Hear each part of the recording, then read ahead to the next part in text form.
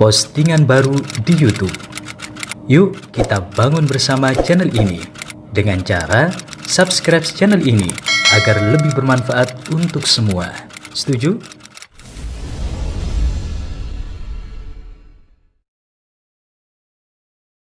Yambutu min Hadramut al-awliya kama yumbitul ma'u al-baqal.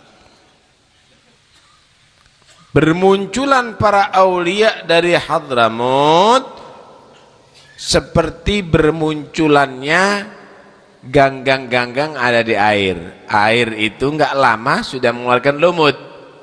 Begitulah juga yang ada di Hadramut, banyak keluar para aulia yang menyebar ada di mana-mana, sebagaimana keluarnya ganggang dan lumut ada di air. Nggak bisa dipungkiri,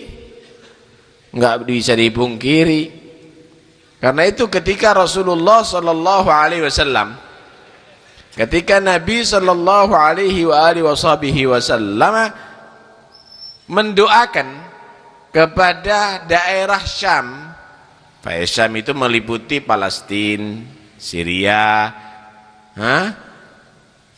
dan mendoakan daerah Yaman, Allahumma barik fi Syamina wa Yamanina, ya Allah berikan berkah di daerah Syam dan daerah Yaman. Maka ada orang dari Najd. Najd itu ada bagian daripada Saudi yang sekarang terkenal dengan Wahabi, dan juga ada daerah Irak yang terkenal dengan Syiah. Mereka memohon, wa fi najdina ya Rasulullah, di Najd juga didoakan ya Rasul supaya dapat berkah. Tetap Nabi menyatakan, Allahumma barik fi Syamina wa Yamanina, ya Allah berikan berkah di Syam dan juga di negeri Yaman. Najd ya Rasulullah juga kasih dong, doakan juga, Allahumma barik fi Syamina wa Yamanina, mudah-mudahan dari negeri Syam dan Najd Allah kasih berkah. Syam dan Yaman dikasih berkah. Najd ya Rasul, Najd wa minha tatla'u qarnus syaitan, wa minhu tatla'u qarnus syaitan, dari daerah Najd itu akan muncul tanduk-tanduk setan. Artinya fitnah terjadi ada di mana-mana dari daerah Najd. Najd itu meliputi ada daerah sebagian Saudi, diantaranya Riyadh, pusat daripada Wahabi. Itu muncul tatla'u garnus syaitan, yatla'u garnus syaitan, akan muncul di situ tanduk setan. Hadis sahih, riwayat Bukhari juga ada itu. Karena itu udahlah, kalau Anda ingin selamat memilih satu akidah usul, ikuti akidah Yaman dan Syam, ikuti bimbingan ulama Yaman dan ulama Syam. Nah, jadi Najd itu daerah pegunungan. Di Yaman juga ada daerah Najd. Nah, ada Najdul Yaman, ada Najdul Hijaz, ada Najdul Iraq. Memang yang muncul daripada daerah Najd tadi itu adalah daerah yang di situ berkembang aliran-aliran yang tidak murni di luar ahlus sunnah wal jamaah. Karena itu yang melaksanakan haji tadi itu akan menjadi terhiasi haji itu oleh orang-orang Yaman, kata Rasulullah, Zainul Hajj ahlul Yaman. Alhamdulillah kita di Indonesia dibina oleh orang-orang Yaman.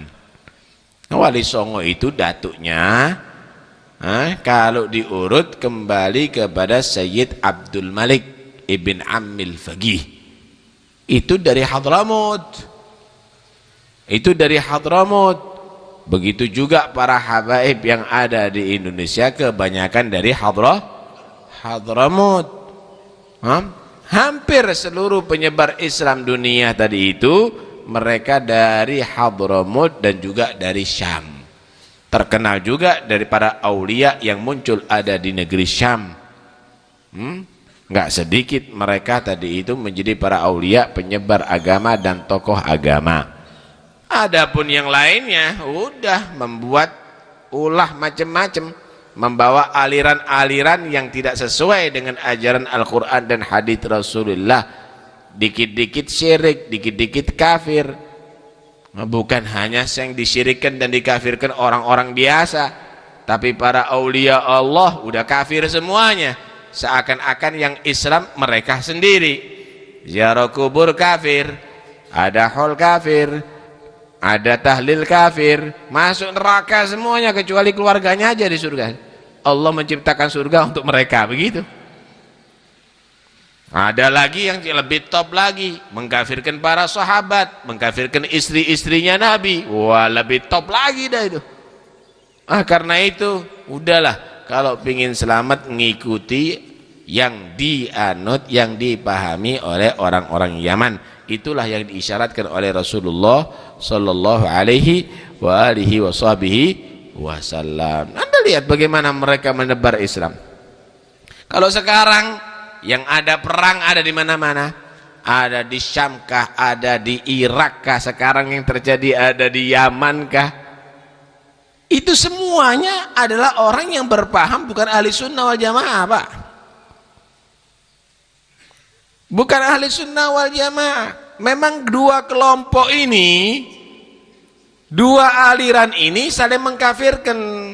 Karena itu kalau orang yang dia rawafid, dia membunuh orang Wahabi, dia tidak merasa menyesal. Kenapa? Yang dibunuh dalam pendapat mereka adalah orang kafir. Orang Wahabi yang membunuh orang Rawafid, dia merasa tidak dosa. Kenapa? Yang dibunuh adalah orang kafir. Semuanya adalah fanatik terhadap aliran dan pemahaman masing-masing, dan menyatakan yang berlawanan adalah kafir. Karena itu masjidnya dibom sama mereka. Mereka tidak merasa bahwa dosa. Kenapa? Ini orang kafir semuanya, ini yang dibunuh tadi itu. Ini orang kafir semuanya yang dibunuh tadi itu. Repot kalau udah begitu. Karena itu terus ini akan terjadi perang, dan ini sudah disabdakan oleh Nabi Shallallahu Alaihi Wasallam. Yang nampak sekarang bagaimana ajaran Ahlussunnah wal Jamaah. Subhanallah, Anda diajak untuk bersolawat, Anda diajak untuk berzikir, Anda diajak untuk damai, Anda diajak, ya inilah ajaran daripada Ahlussunnah wal Jamaah yang diajarkan oleh ulama-ulama dari Yaman. Tidak ada mereka saling-saling mengkafirkan, tidak ada.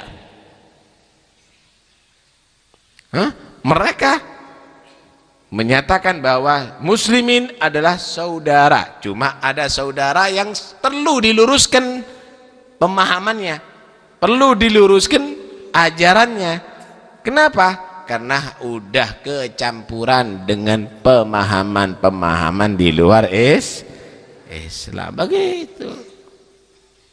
Karena itu kalau Indonesia ini kepingin aman, nggak terjadi seperti di Yaman, nggak terjadi seperti ada di Teluk, di Irak atau di Syam atau di yang lainnya. Jangan diperbolehkan aliran selain Ahlussunnah wal Jamaah. Jangan diperbolehkan. Jaga masing-masing daerah. Sampean ada di daerah masing-masing. Semua aliran di luar Ahlussunnah wal Jamaah jangan diizinkan. Kepala desa, camat-camat, jangan diizinkan. Kalau kepingin aman.